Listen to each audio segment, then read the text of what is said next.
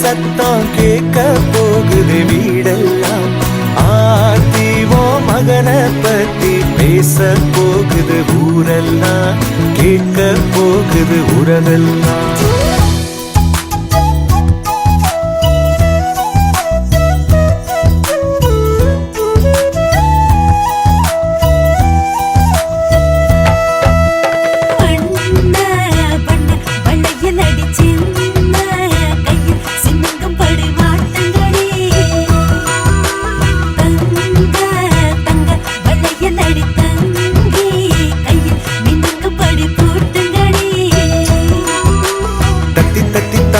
என் நெஞ்சில் வந்து மோதி அள்ளி சென்று கையால் அவன் என்னை அணைப்பான். விட்டு போன சொந்தம் அது எல்லாம் ஒன்னா சேரும். சிங்க குட்டி வந்து அட நம்ம